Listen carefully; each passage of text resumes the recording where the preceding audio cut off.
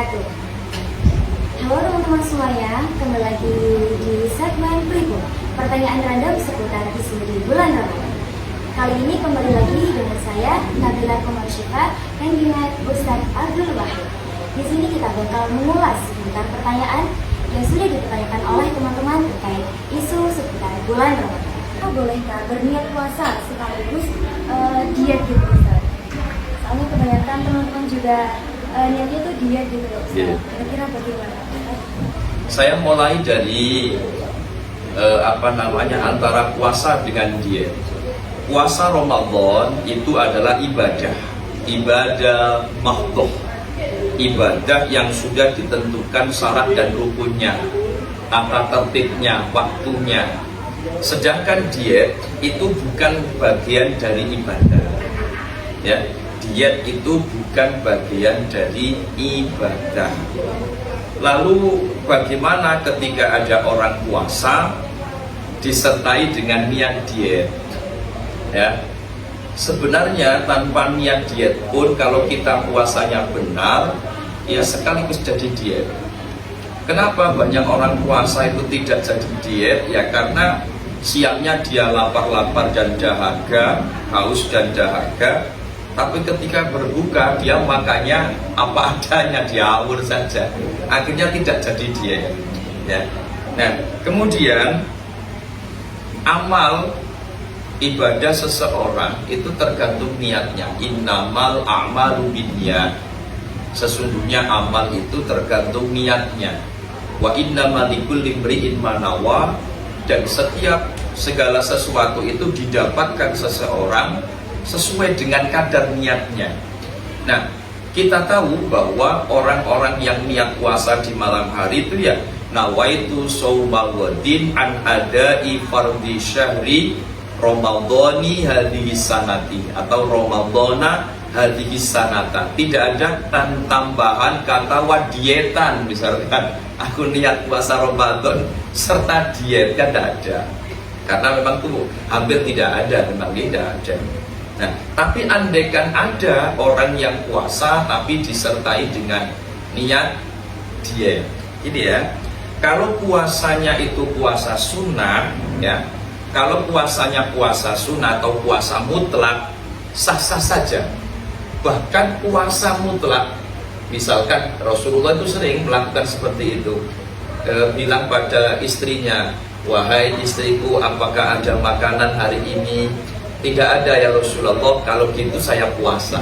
Itu sudah sah, karena puasanya puasa mutlak, bebas gitu ya. Nah, itu boleh, artinya puasa-puasa yang mutlak itu tanpa ditakyin, tanpa ditentukan puasa apa, sah-sah saja. Tapi kalau puasanya itu terkait dengan misalkan puasa Senin, puasa Kamis, puasa hari putih, puasa Syakban, ya, puasa Syawal atau puasa sunnah yang lain, itu memang harus disertakan, ya. Nawaitu shaumal ghadin bil yaumil khamisi misalkan. Tapi kalau mutlak aku menikosoh, tidak apa-apa. Lalu bagaimana dengan puasa Ramadan, ya? Puasa Ramadan itu adalah puasa yang wajib, fardhu ain bagi setiap muslim yang mukallaf. Maka puasa Ramadan itu niatnya tidak boleh digandeng dengan niat-niat yang lain, ya, tidak digandeng dengan niat-niat yang lain. Kalau toh ada orang yang puasa Ramadan, nawaitu shaumal ghadin an ada'i fardhi syahri ramadhani hadhihi sanati fardholillahi ta'ala, dia puasanya sesuai dengan aturan fikih, niatnya ya seperti itu, tapi ada motivasi lain. Sampai tak niati diet lah, awak sirat tertuduh teman-teman, ya, seperti itu. Apakah boleh? Ya, sebagian pendapat ulama tetap puasanya sah. Ya, pendapat yang kuat mengatakan puasa Ramadannya tetap sah meskipun tidak diembel-embelkan ke niat puasanya yang tadi malam. Kan gak ada nawa itu sauma buatin muslim diet, tak ada niat diet. Ya, jadi pendapat yang paling kuat mengatakan ya tetap sah. Tetapi bicara soal pahala, ini ulama berbeda pendapat. Imam Az-Zarkashi dan Imam Syekh Sultanul Ulama Syekh Izzuddin Abdul Aziz bin Abdus Salam itu mengatakan bahwa orang yang puasa Ramadan kok diembel-embeli niat diet itu tidak dapat pahala. Menurut Syekh Izzuddin bin Abdus Salam dan Imam Az-Zarkashi. Tetapi menurut Ibnu Hajar itu secara mutlak mendapatkan pahala.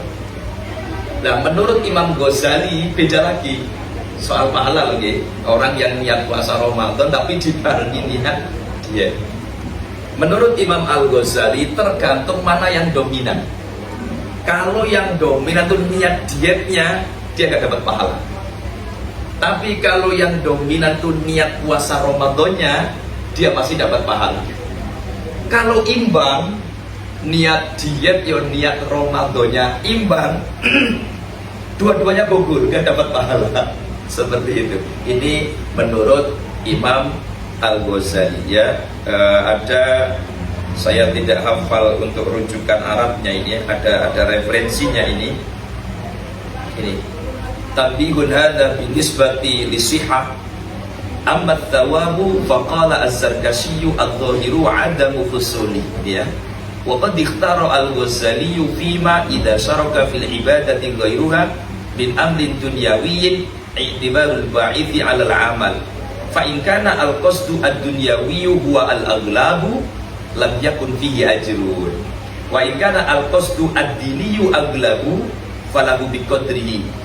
Wa intasawaya, kalau dominannya sama, niat niat dietnya dan niat puasa Ramadannya sejajar, waktaro tasakoto, maka dua-duanya gugur. Menurut Imam Al-Ghazali, waktaro Ibnu Abdis Salam annahu la ajra fihi mutlaqan. Menurut Imam Ibnu Abdus Salam tidak ada pahalanya. Sawa'un tasawa al-qasdu am ikhtalafa, baik dominan atau tidak, terus kalau ganjaran. Di dalilnya ya seperti itu, kurang lebih insya Allah jelas. Tapi perlu saya tambahkan gini, nggak perlu agak panjang. Orang-orang zaman dulu itu patut kita tiru. Kita puasa Ramadan seperti biasa, tapi pola makannya saja pola makan diet. Seperti orang-orang zaman dulu, ada poso putih, ada poso ngepel ya, yang pernah saya sampaikan, ada poso ngerowot, ada poso ngidang, ada poso nganyep. Ini kan pola-pola diet sebenarnya, gitu. Mute berarti yang dimakan cuma nasi putih dan air putih. Poso ngepel yang dimakan hanya sekepal nasi dan air.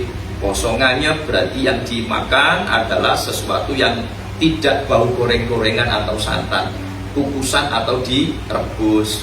Poso ngidang berarti yang dimakan sayur-sayuran. Poso ngerowot yang dimakan adalah polo pendem, ya ubi-ubian yang ditanam di tanpa penyedap rasa, tanpa terlalu banyak manisnya, asinnya, pedasnya, ya santannya, minyak gorengnya. Tanpa itu sudah diet. Ya kita ini nggak bisa diet itu ya karena pola makan kita sendiri. Ya ketika puasa benar, tapi ketika berbuka dan sahur itu yang ngawur. Apalagi antara buka dan sahur, kalau bakso oke, oh ya toh, makanan apa saja masuk. Ini yang akhirnya tidak jadi pola diet. Ya seperti itu.